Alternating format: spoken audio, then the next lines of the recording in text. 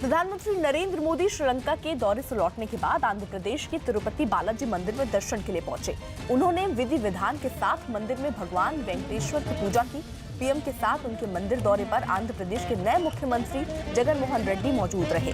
राज्य के विधानसभा चुनाव में ऐतिहासिक जीत के बाद पीएम ने मिलने राजधानी दिल्ली गए। वाईएसआर कांग्रेस पार्टी के अध्यक्ष जगन मोहन रेड्डी ने पीएम को शॉल और तिरुपति बालाजी की तस्वीर भेंट की थी।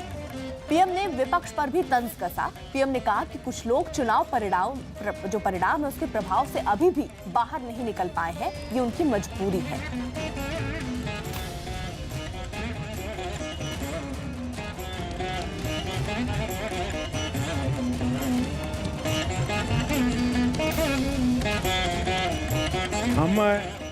हमारे लिए चुनाव का अध्याय समाप्त हो चुका है।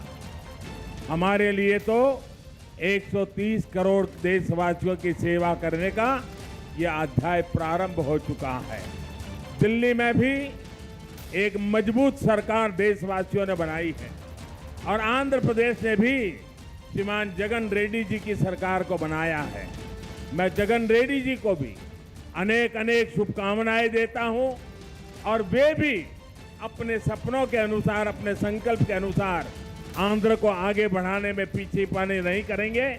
और मैं विश्वास दिलाता हूं आंध्र के लोगों को कि भारत सरकार आंध्र के नागरिकों की भलाई के लिए, आंध्र के विकास के लिए पूरी तरह से संकल्पबद्ध होकर के आपके साथ खड़ी रहेगी।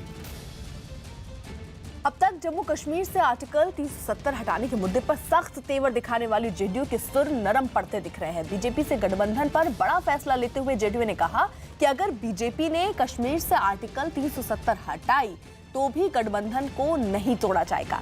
जेडीयू के नेता किसी त्यागी के मुताबिक अगर ऐसी स्थिति बनती है तो एनडीए गठबंधन में रहकर ही विरोध किया जाएगा। इसके साथ ही किसी त्यागी ने यह भी साफ किया कि जेडीयू केंद्र में सरकार का हिस्सा नहीं बनेगी। कांग्रेस पार्टी की तरफ से जब हमला होता है आर्टिकल 370 पर, इसको डायल्यूट करने का जब प्रयास होता है, एकमात्र नेता है जयप्रकाश नारायण जो आर्टिकल 370 को सपोर्ट करते हैं।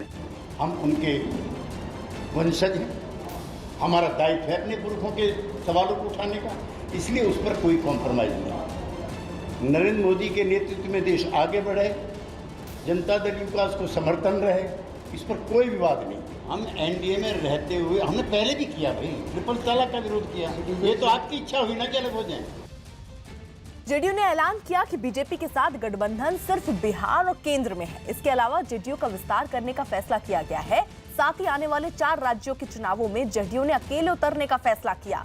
जेडीयू कार्यकारिणी की बैठक में नीतीश कुमार ने ऐलान किया कि पार्टी 4 राज्यों हरियाणा, दिल्ली, जम्मू कश्मीर और झारखंड में अकेले दम पर चुनाव लड़ेगी।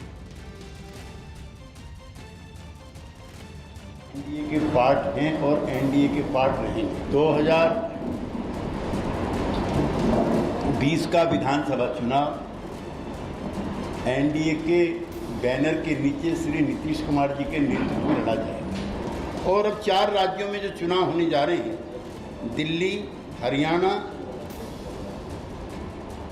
और झारखंड और जम्मू कश्मीर, पार्टी ने तय किया है कि इन 4 राज्यों में पूरी ताकत और मेहनत के साथ हम लोग चुनाव लड़ेंगे।